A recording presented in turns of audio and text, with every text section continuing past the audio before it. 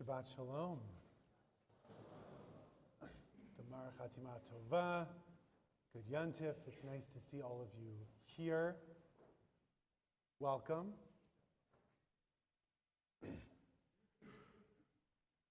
About 2 nights ago, I was honored and I was anxious to be in a meeting for about 2.5 hours with members of the leadership of the Jewish community gathered by the Federation and leaders of the African American community gathered by the NAACP. I was honored because it was a very important meeting and I was glad to be asked. I was anxious because it was like a 2.5 hour meeting the day before Yom Kippur. But all of the rabbis were there from our community, from other communities around. There were lay leaders there. Ken was there because Ken seems to be everywhere all the time.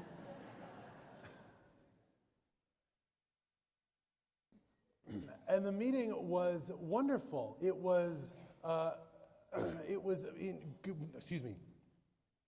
We were gathered there because of something that happened at the Lower Merion School Board meeting a month ago. And in the broadest strokes of what happened, a Jewish member of the school board asked a question that an African American member of the board found threatening. And so she responded in a way that was inaccurate at best and anti-Semitic at worst. Now, the meeting that I attended was less about the specifics of that event and more about realizing the rift in our communities and building connections and collaboration from both of these groups to help benefit the school district and beyond. And the meeting wasn't all kumbaya moments. There were some tense times as people were sharing their ideas about race and identity. They asked questions about history and culture and discussed potential paths ahead. Talking about these issues can be fraught because they are important and divisive and they have no one clear answer. And passions run high. The facilitators handed us a list of conversational ground rules to keep the session productive, and people mostly held to them. It was a wonderful evening of sharing and learning and planning, and we decided that we were going to meet again, and Rabbi Ackerman suggested the day before Christmas Eve.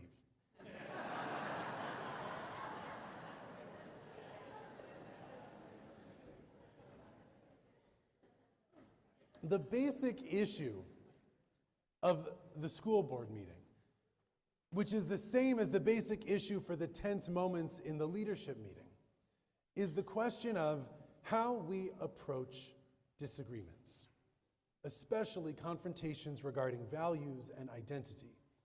Now, this happens to us all. We talk to someone with different opinions than our own.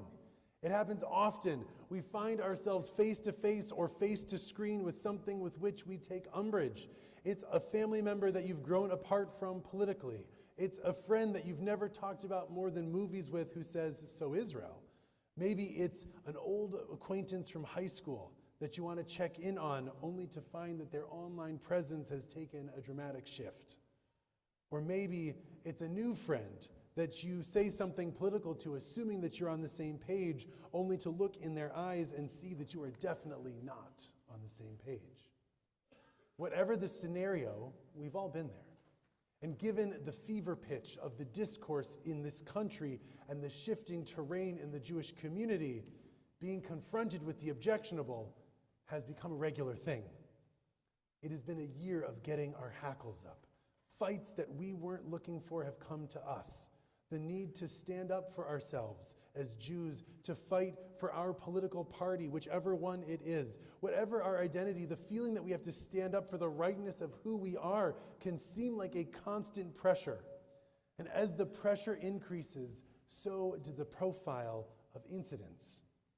Missteps in statements or lack of statements by businesses, by school administrators, by celebrities and friends. In the past, they might have been met with a phone call, a letter, or maybe even nothing. But now questionable actions make the news, they break relationships, and they get people fired. We should stand up for who we are. We should stand up for what we believe. and we should hold people accountable for their actions. Much has been required of us as a people and a community this year, and much will be required in the weeks and months ahead. But as we sit here on Yom Kippur and reflect on our actions, we think of where we missed the mark so that we can do better in the year ahead. The question that I want us to ask ourselves is, when engaging with people and ideas with which we disagree, have we been our best selves? When confronted this year with people and ideas and news stories that make our blood boil, how do we want to act? As Jews, our tradition is replete with role models for meeting disagreement. The entire rabbinic project is built on rabbis fighting and then finding a way forward. And the foundational rabbi, the guy, the Michael Jordan of rabbis, is Rabbi Hillel. He was an immigrant from Babylonia who came to Jerusalem to learn from the great rabbis there. Through his brilliance, he rose through the ranks to become the head of the Jewish people. And he is famous both for his brilliance, but also the way that he dealt with his opponents. And as we think about the way that we can approach people that we might disagree with, I want to highlight some lessons that we can learn from this great sage. These lessons are simple. I'm sure that you have heard them before, but they're incredibly important, and if done to do them right, can be incredibly difficult. The first, try not to get angry. Hillel was once taking a bath before Shabbos, and a Friday afternoon, when he heard a knock on the door. He opened the door, and there was a young student who said, "Hillel, I have a question for you." And he asked a question about Babylonians that was not only vaguely racist, but also does not meet the knock on the rabbi's door right before Shabbat threshold of urgency. And Hillel, like a mensch, answers the question, says Shabbat Shalom, goes back upstairs. 10 minutes later, Hillel comes downstairs. Same guy, this time with a question about the Numidians. And Hillel answers the question, goes back upstairs. You see where this is going. 10 minutes later, it happens again. It happens again and again until finally the guy on the doorstep says, and I'm paraphrasing the Aramaic here, "You're killing me, Hillel. I bet my friend 400 zuzim that I could make you angry. And you're being so calm about this, I'm out 400 zuz." And Hillel turns to him and says, "Better you should lose 800 zuzim than that I should get angry." But first of all, thousands of years ago, the rabbis have intuited internet trolls. This guy at Hillel's door with a financial incentive to provoke outrage is basically the world that we live in today. Algorithms and conflict entrepreneurs profit from our anger. It drives engagement, it serves their purposes, it rarely serves ours. Nor does it serve Hillel. In a different story in the Talmud, the rabbis tell that after Hillel had become the head of the community, he got a little angry at some of his students. And at one point, he turns to them and he's like, "I know all this. How do you not know all this? You need to listen better. You need to pay attention. Why don't you know all these things?" And the students are a little chagrined, and then one says, "Well, I have one more question." And they ask a question, and Hillel turns and has forgotten all of the Torah that he knew. And he doesn't remember it until the next day when he comes back. Anger might sharpen our words, but it dulls our wits. It hurts our relationships. A little bit of anger is good. Anger is okay. It shows us that we care about something. To see that we're a little angry, it lets us know what's important to us. But being angry at others almost always hurts our interactions with them. When we see something that we don't like, anger is a natural reaction. But if we can, like Hillel, keep it in check, then we can better represent ourselves, our positions, and find a path forward. It isn't merely in temperament that Hillel is a role model, it's also his style of debate. Now, to see his style at work, I need to introduce you to Shammai, his famous bar palukta, that means sparring partner. The two disagreed constantly on everything. And their houses, the schools that they founded, disagreed hundreds and hundreds of times throughout rabbinic literature. In all of these fights, there was one person who won the day every single time. I'll give you a hint as to who. But at one point, the fights are so contentious that God has to step in.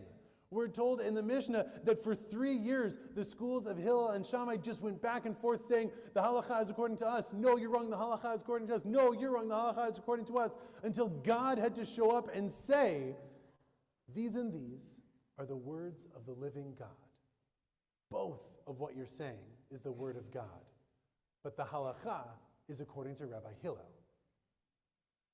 Now, the idea that these two sparring partners could each be speaking the word of God while they disagree is the foundation of doing here.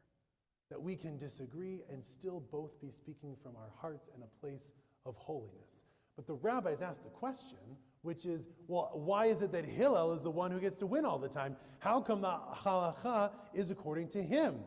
Well, they say it's because Hillel was kind and modest. He studied and taught the rulings of Beit Shammai as well as his own, and he even mentioned the words of Beit Shammai before his in an argument.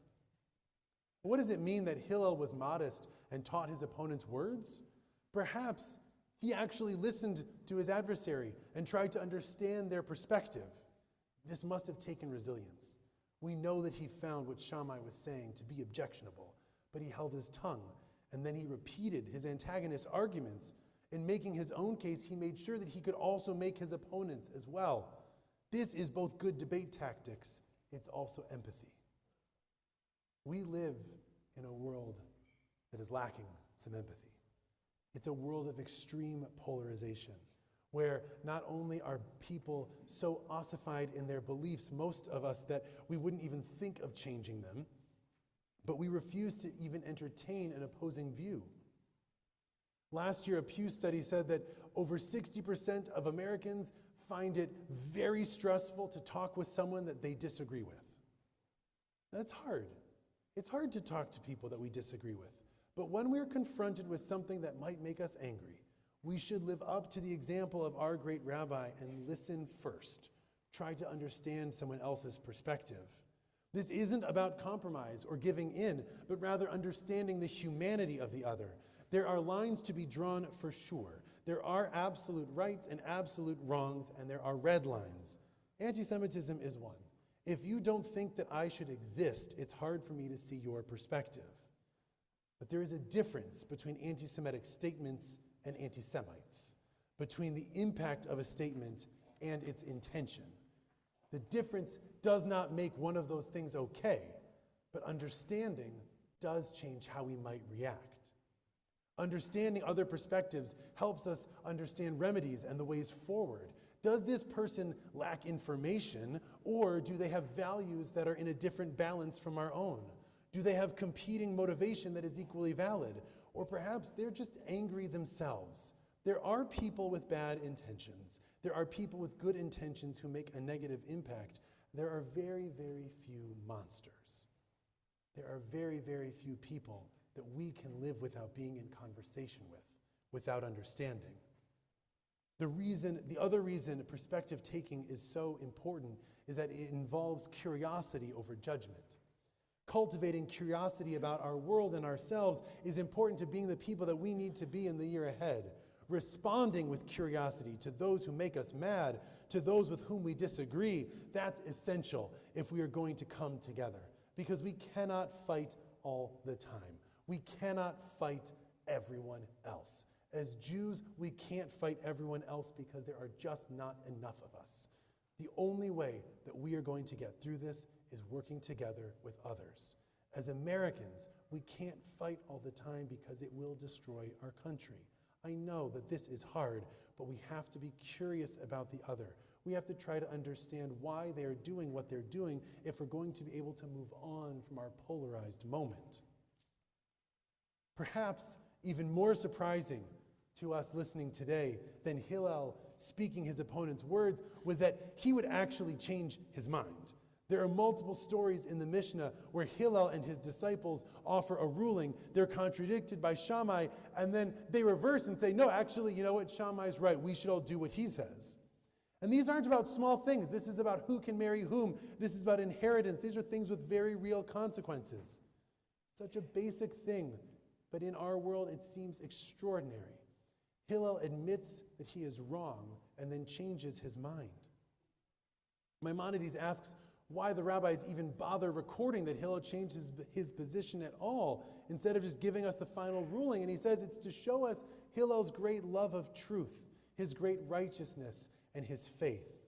If someone like this can change their mind and to know when they're wrong, surely so can the rest of us.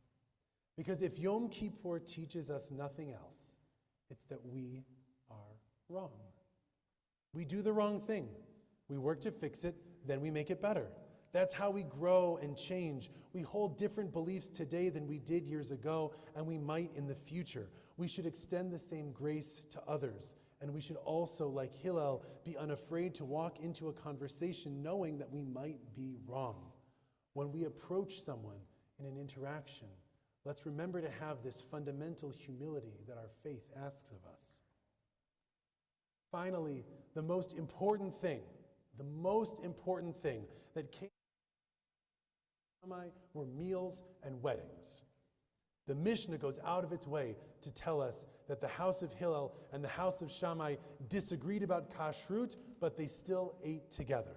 Beit Hillel and Beit Shammai disagreed about the laws of marriage and divorce, and they still married their daughters to one another's students.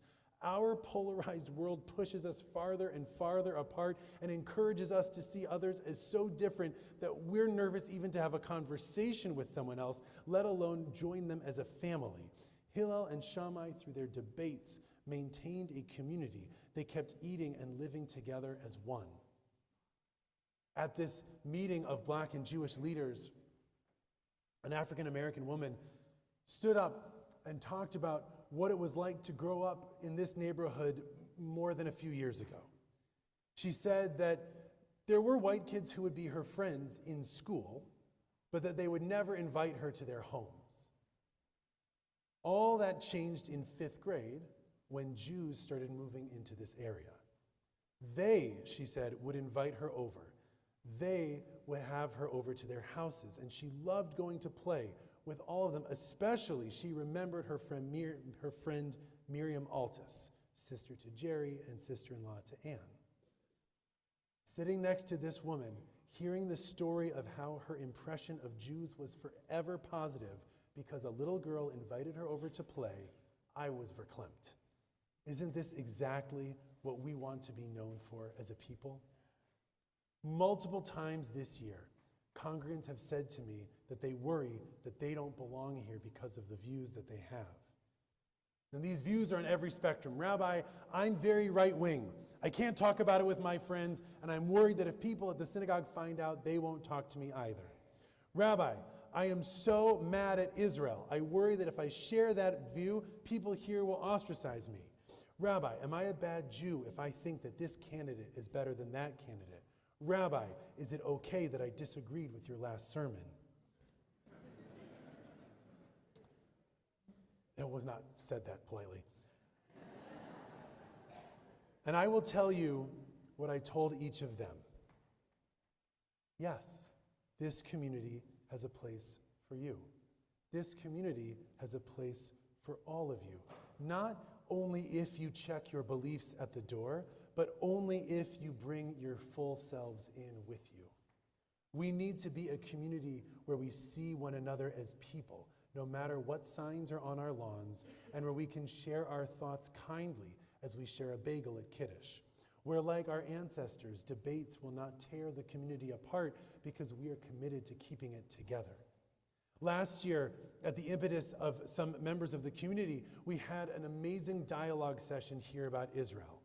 There were about 50 people here, and we shared our thoughts, our fears, our insights, and asked questions not with the goal of convincing, but of understanding. This year, we will have more sessions, monthly ones. We will talk about politics, the situation in Israel, whatever else we need to discuss as a community.